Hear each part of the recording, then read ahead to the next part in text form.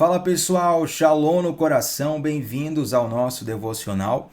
Abra sua Bíblia comigo no primeiro livro de Reis, capítulo 18. Hoje nós vamos falar daquela que provavelmente é a mais famosa das histórias do profeta Elias. É aquela história onde ele desafia os profetas de Baal. E essa história traz lições muito importantes, muito preciosas para a nossa vida espiritual. A quantidade de princípios, de leis espirituais, por assim dizer, que tem nesse texto é muito grande, particularmente se você gosta do ministério profético, gosta de estudar sobre questões proféticas. Essa é uma história essencial para você mergulhar, depois de ler, pesquisar, estudar sobre ela, orar sobre ela para que Deus ministre no seu coração algumas verdades espirituais que são eternas e que nós precisamos conhecer para discernir direitinho a vontade de Deus e discernir os tempos que nós estamos vivendo. Gente, esse é um dos devocionais, volta e meia acontece isso, que eu não vou ler o texto inteiro, porque o relato do texto é muito grande. O capítulo 18, quase todos, tem a ver com essa história.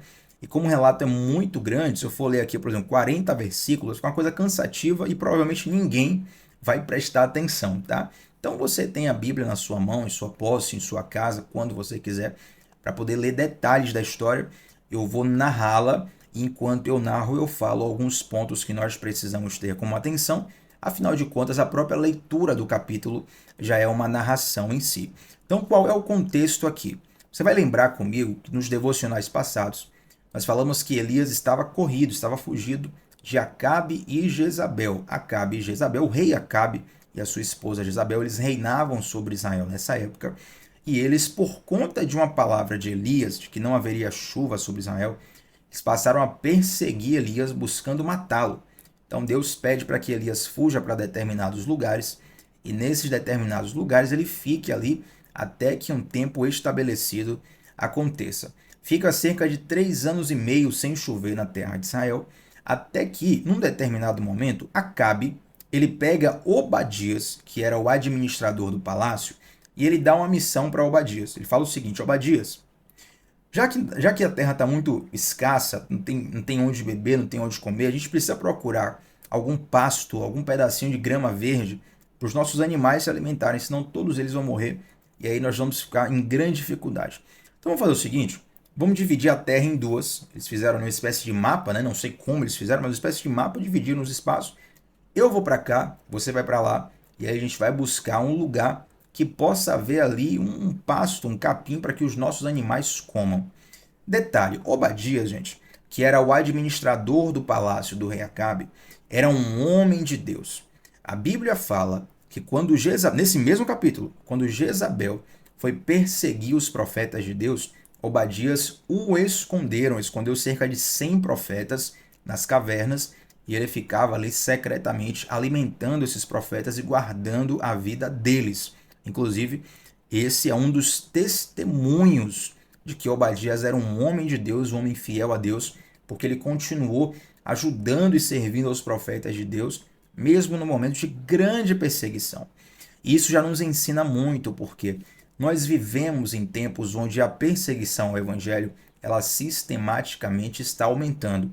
Na verdade, a perseguição ao evangelho nunca parou, gente. Desde que Jesus veio à terra em carne, treinou os 12 discípulos, iniciou a igreja, a perseguição nunca parou. Mas nós vivemos até então num país livre. Se você recuar ali cerca de 20, 30 anos no Brasil, você vai ver um avanço do evangelho muito grande com o passar do tempo. Porém, agora nós estamos vendo aumentar a perseguição ao evangelho, bem como o aumento também dos valores anticristãos. É quase que uma criminalização do discurso do evangelho. Basta olhar ao redor. E infelizmente isso tem crescido não apenas em nosso país, por todo mundo isso aí, mas também em nossa nação. Isso é bíblico, a palavra de Deus ela já nos prepara para ambientes como esse, e na verdade os discípulos de Cristo, os primeiros cristãos, eles passaram por cenários muito mais difíceis do que nós. Eles permaneceram fiel. Grande bênção tem aquele que permanece fiel em meio à dificuldade, aquele que permanece fiel em meio à perseguição. Lá no Evangelho de Mateus, por exemplo, Jesus fala assim: aquele que perseverar até o fim, será salvo. Essa perseguição que nós estamos vivendo, ela serve também como uma purificação espiritual. Como assim? Esse pente fino da perseguição, ele serve para filtrar quem de fato está com Cristo, mesmo quando estar com Cristo não é favorável. Entenda? Muitas vezes a impressão que se tem é que estar com Cristo é só vantagem. É muito fácil, né? Venha para Jesus, todos os seus problemas vão ser resolvidos. Essa promessa é falsa, tá? É só uma forma de falar para a gente conversar aqui. Mas quando você começa a perceber uma desvantagem social em servir a Jesus, uma desvantagem em seguir aos princípios de Jesus, meu irmão, nessa hora só fica com Cristo quem realmente o ama de todo o coração. Vai ter uma galera que fala assim: olha, eu tô caindo fora disso aí. Eu não aguento isso aí, não. Eu quero só a parte boa, só as bênçãos, só a proteção, porque Deus é só amor, e o que importa é o amor, e tudo é o amor. Mas, na verdade, nós seremos provados, assim como o ouro é provado pelo fogo. E o fogo da perseguição também tem essa função purificadora sobre o corpo de Cristo, sobre a noiva de Cristo, que é a igreja do Senhor. Então, Obadias, esse homem de Deus que havia escondido diversos profetas de Deus durante a perseguição, quando ele sai para poder procurar um pouco de pasto para os animais do rei Acabe, ele encontra com Elias. E Elias fala assim: olha, vai lá, avisa para o rei Acabe que eu estou aqui, quero ter uma conversa com ele. Então, de repente, Elias, ele se bate com Acabe, tá? Versículo 17. E quando o rei Acabe, que estava procurando Elias para matá-lo, quando o rei Acabe o encontra, olha o que diz, gente. 1 Reis capítulo 18, versículo 17. Quando Acabe o viu, disse: é você mesmo o perturbador de Israel. Olha só, gente. Elias, um homem de Deus, um profeta do Senhor, estava orando, clamando, desejando a purificação da nação.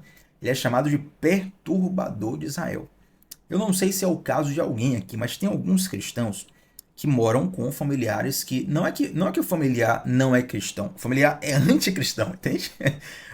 Não é só que não, a religião é diferente, o cara persegue mesmo, dentro de casa, no trabalho, talvez algum amigo seu, um contexto que você vive de perseguição, onde você está ali vivendo os princípios do Senhor, os valores do Senhor, está buscando ajudar pessoas e você ainda é criticado, é chamado de perturbador. Você leva a culpa sobre as coisas.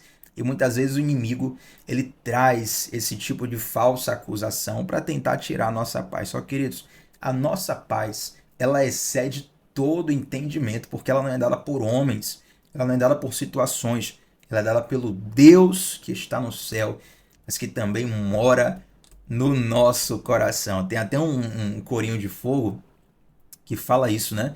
Esqueci, rapaz, o início do corinho agora, mas tem um trecho que fala assim: meu Deus está no céu, também no meu coração. O do mundo está morto, mas o meu ressuscitou. Então, Deus que está no céu, todo-poderoso, ele também mora em nosso coração e ele nos dá essa paz para nós enfrentarmos perseguição e acusação. Então, diante dessa conversa que ele vai tendo, que Acabe vai tendo com Elias, Elias faz um desafio. Versículo 19: agora convoque todo Israel para encontrar-se comigo no Monte Carmelo, além dos 450 profetas de Baal e os 400 profetas de Asherá, que comem à mesa de Jezabel. Deixa eu explicar uma coisa para vocês aqui. Preste bem atenção, são algumas informações importantes para você compreender o texto. Muitas vezes você vê pela Bíblia essa expressão Baal. Você fica pensando: o que é Baal? Quem é Baal? O que significa essa divindade? Baal era uma divindade pagã responsável pela fertilidade, pela prosperidade da terra. Então, Baal, na mitologia pagã, era esposo de Asherá. Baal e Asherá são um casal. E esse casal é quem era responsável por dar a fertilidade, segundo a mitologia pagã, para determinada terra. Então você cultuava Baal para que a sua plantação crescesse, para que os frutos fossem bons, para que os animais pudessem dar mais filhotes, pudessem dar o mantimento, enfim, para que você prosperasse em todos os seus negócios. Só que, além de já ser errado em Israel cultuar Baal, porque isso é uma idolatria, nós como filhos de Deus, gente, crentes na palavra do Senhor, nós cremos que só existe um Deus, tá bom? É claro que socialmente nós respeitamos todas as religiões, respeitamos todos os credos, mas a crença pessoal de quem se baseia na Bíblia é o monoteísmo e de que só há um Deus. Tiago, e os outros deuses? Nós cremos que eles se intitulam deuses, mas o único Deus que existe é o Deus de Israel. Então, o culto feito a Baal era um culto, ou seja, na verdade eu queria falar com isso, perdão, que a idolatria já era um equívoco, mas eu quero te trazer um contexto para você ver como uma coisa era muito mais podre do que apenas cultuar um outro Deus. O culto feito a Baal era um culto que envolvia uma profunda orgia. Normalmente, quando eu estou aqui comentando com vocês ou fazendo uma pregação, eu digo assim, imagine aí tal coisa. Só que isso aqui eu não quero nem que você imagine, tá? Por que orgia? Porque a crença era de que o homem deveria colocar a sua semente dentro da mulher, simbolizando a terra. Quando essa semente fosse derramada, estou falando do coito, da relação sexual entre o homem e a mulher, da semente do homem, o espermatozoide, fosse derramada, quando houvesse uma ejaculação no corpo da mulher, aquilo seria um culto a Baal, um ritual a Baal, simbolizando o fato de Baal germinar as sementes na terra e, portanto, os frutos serem prósperos. Por isso que Baal e Áxera, eles andavam juntos na mitologia pagã. Era como uma espécie de casal que fecundava e a partir dessa fecundação havia prosperidade. Então, diante disso, haviam diversas prostitutas cultuais e os cultos a Baal eram uma grande orgia coletiva que levava à miséria pecaminosa toda a nação de Israel.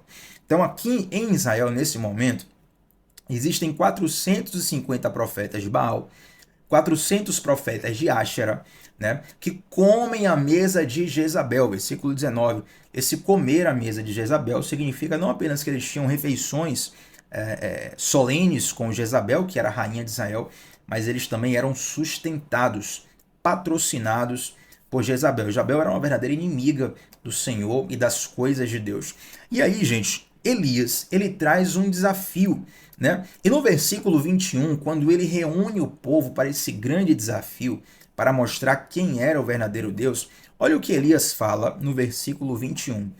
Elias se colocou diante do povo e disse: até quando ficarão oscilando de um lado para outro? Se o Senhor é Deus, sigam-no. Mas se Baal é Deus, então sigam Baal. O povo, contudo, ficou em silêncio. A palavra de Deus, em diversos momentos, ela vai sinalizar a nossa necessidade de não cochear entre dois pensamentos, de não se dividir entre dois pensamentos. A Bíblia fala lá no Novo Testamento, se não me falha a memória, na carta de Tiago, de que o homem que se divide entre dois pensamentos, ele não receberá de Deus coisa alguma. Tiago, o que é se dividir entre dois pensamentos? É ficar em dúvida em quem votar? É ficar em dúvida entre qual camisa você vai comprar, se uma camisa clara, se uma camisa escura? É ficar em dúvida entre qual investimento fazer na bolsa de valores? Nada disso. A Bíblia fala, essa expressão cochear entre dois pensamentos, se dividir entre os pensamentos, fala a respeito de uma pessoa que vive uma vida dupla. Ela quer as bênçãos de Deus, mas ela quer o estilo de vida do mundo. Ela quer o favor do Senhor, mas ela não quer abandonar o pecado. Então ela vive uma vida dupla.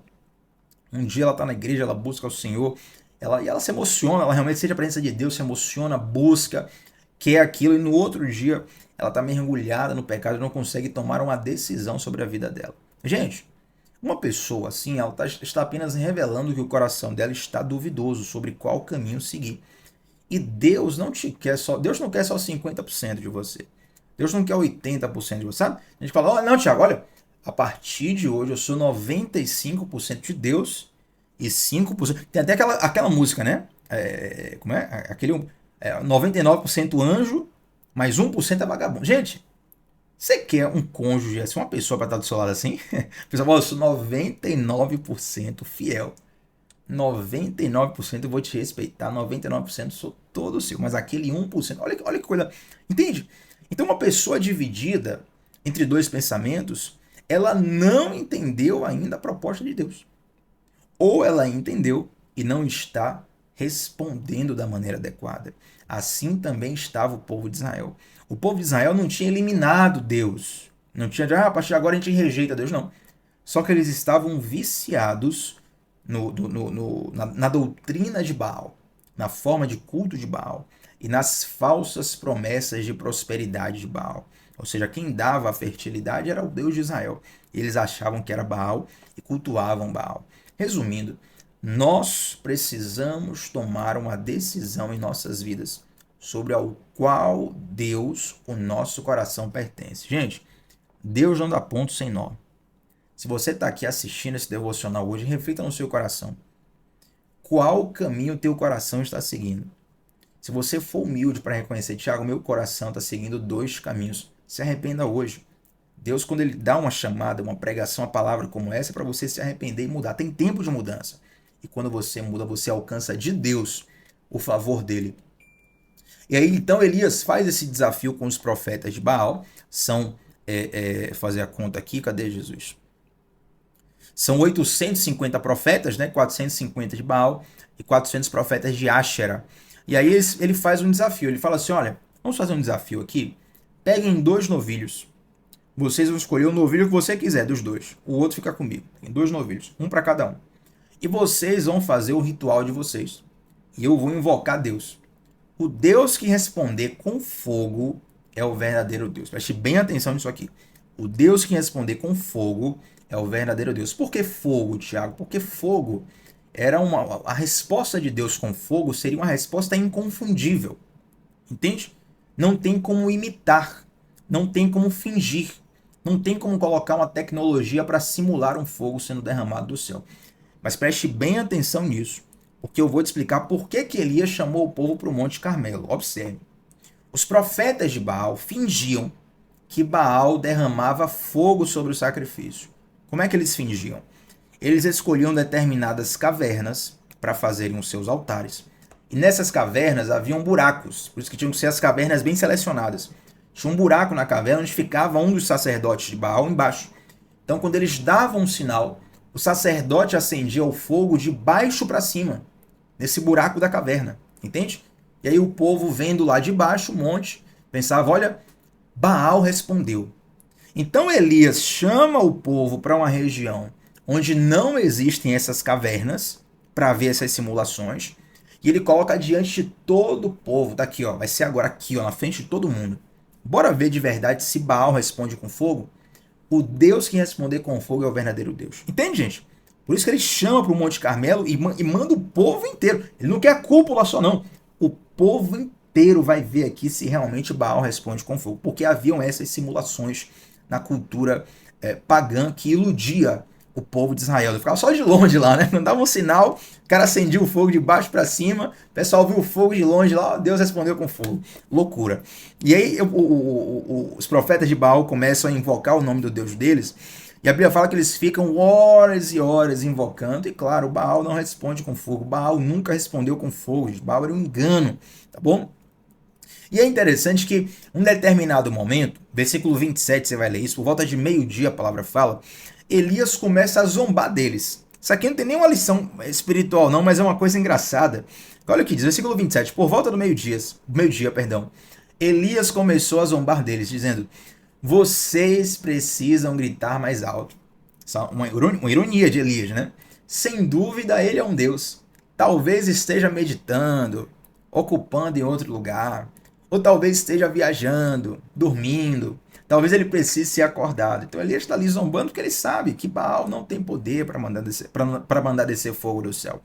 E ele fica ali, como diz um bom baiano, tirando onda com os profetas de Baal. E a Bíblia fala, gente, que os profetas de Baal eles começam a se ferir, a dar chicotadas sobre as suas costas, a se cortarem como uma forma de culto, uma forma costumeira, né? Olha aqui, versículo 28, ó, então gritaram mais alto e como era seu costume, cortaram-se com facas e espadas até sangrarem. Então, olha, quem se mata para poder obter uma resposta de Deus no ambiente de adoração, não são os filhos de Deus, são os filhos de Baal, entende? Quem aqui já foi num ambiente de adoração onde você sente que a coisa é forçada? E, rapaz, você fala assim, rapaz, o som é bom, a música é bonita, a voz de quem tá cantando é bonita, o instrumentinho tocam bem, mas tem tem uma coisa sem sal, falta um tempero. Diz que é uma coisa forçada, você vê que a banda tá ali se matando e nada acontece. Por quê, gente? Porque a adoração, ela é primeiramente espiritual, tá bom? A música, ela é, por exemplo, uma ferramenta de adoração. A música não é a adoração. A adoração é espiritual. A música é uma ferramenta para você expressar a sua adoração. Agora, você já foi num lugar onde assim que você ouve a voz, não necessariamente a voz, assim que você ouve a canção ali, a banda, o ministério, o ministro, a ministra de louvor tá ali, ele começa a cantar, algo enche o teu coração, algo invade o teu ser, você sente a unção de Deus. Deixa eu falar uma coisa para vocês. Unção de Deus, a unção de Deus. Você não precisa nem saber o que é para você sentir ela. É algo que até um ateu, o cara não acredita em Deus, quando ele entra no ambiente, ele sabe que ali tem algo diferente. Porque ela invade o nosso coração e não tem defesa contra a unção de Deus, contra a verdadeira presença de Deus. Eu, pessoalmente, vivi essa experiência lá na nossa igreja, há muitos anos atrás. Um determinado amigo meu, da época da faculdade, ele tinha algumas resistências com o evangelho, eu conversando com ele e tal, até o ponto que ele se permitiu, né, ir na igreja, assistir um culto. E aí ele até aceitou a Jesus um dia, fez uma aliança com Cristo. E aí ele falando depois do culto, assim, depois do culto tava tremendo, gente. Depois do culto tava tremendo. Falei, cara, quando aquele violonista ali começou a tocar, meu Deus, algo mudou dentro de mim de uma forma profunda. Ele começou a relatar as sensações que ele estava tendo, um cara que nem cristão era, sabe? Não é que ele era de tal igreja, se afastou e quando entrou lá se lembrou. Não, ele nem gostava muito. Chegou lá, o Espírito Santo tocou ele de uma forma inconfundível. A presença de Deus é inconfundível. É claro, eu reconheço que não é todo culto que você vai sentir aquele êxtase fora do comum. Isso não é todo culto. Tem culto que você vai que Deus está ali, mas a forma de Deus se expressar é outra. Mas quando a unção de Deus vem, quando a graça de Deus vem, meu amigo, esqueça tudo. Esqueça tudo. Esqueça tudo.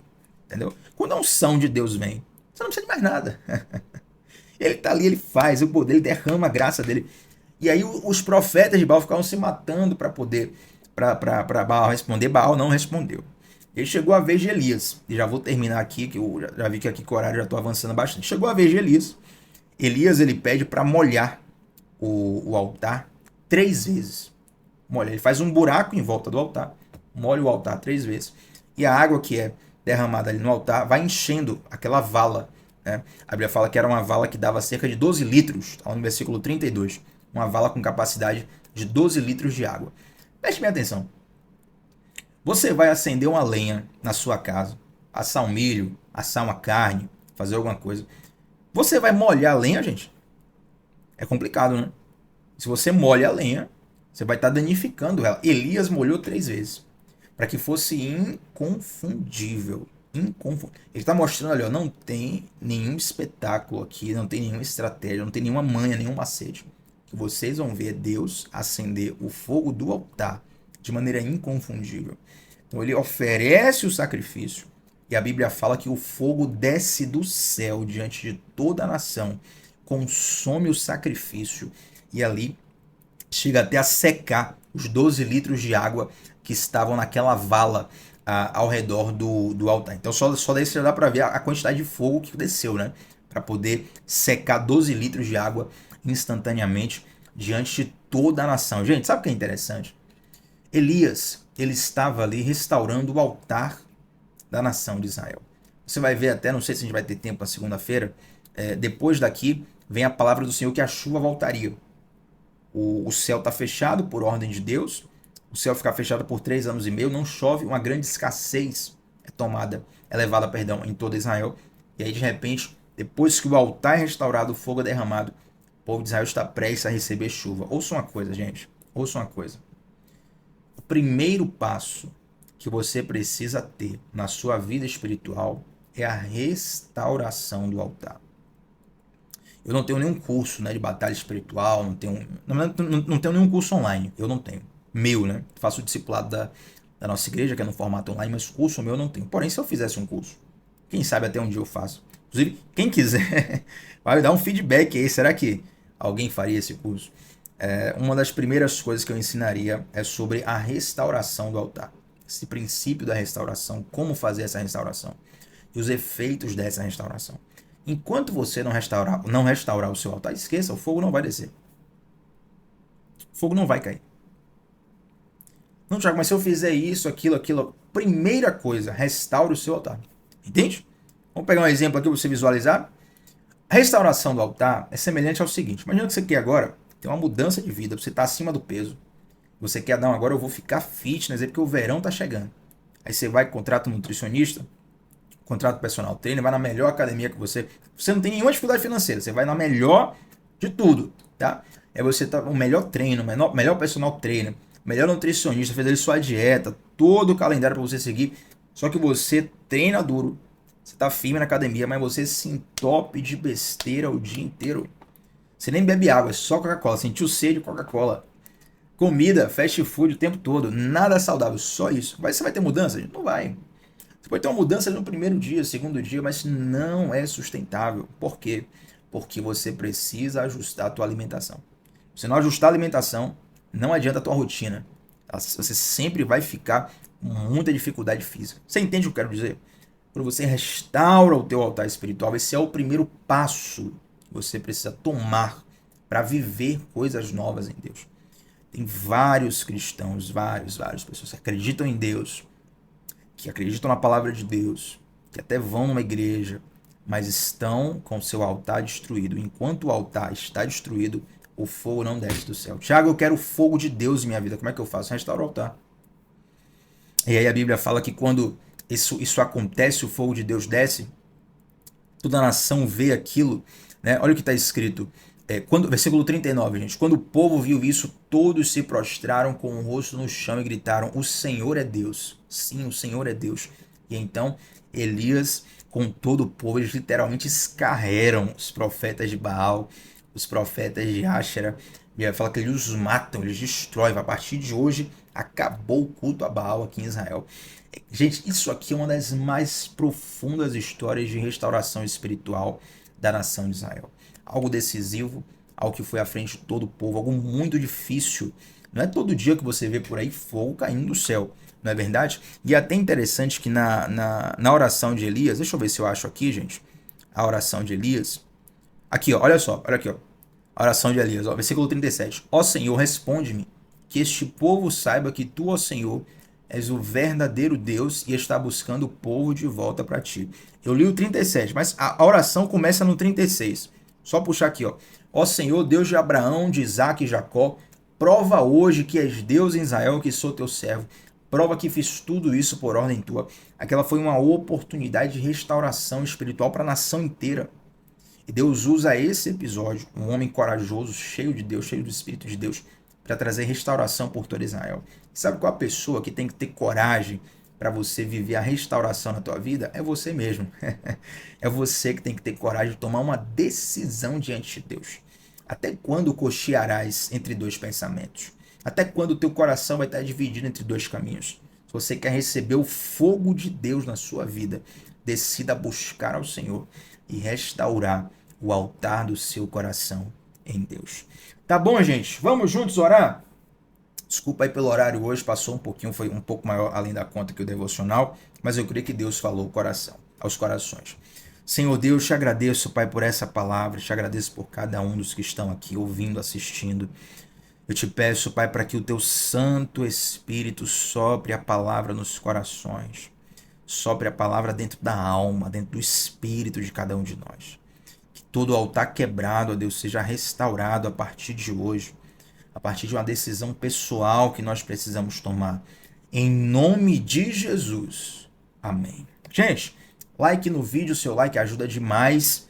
E deixa também um comentário aqui sobre como Deus falou ao seu coração através dessa palavra, tá bom? Tamo junto sempre, segunda a sexta, 7h30 da manhã.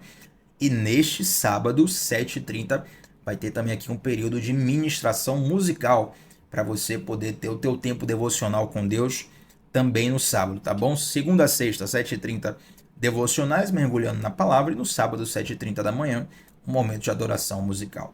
Deus abençoe a todos, tamo junto sempre, shalom no coração, até a próxima, gente. Tchau, tchau.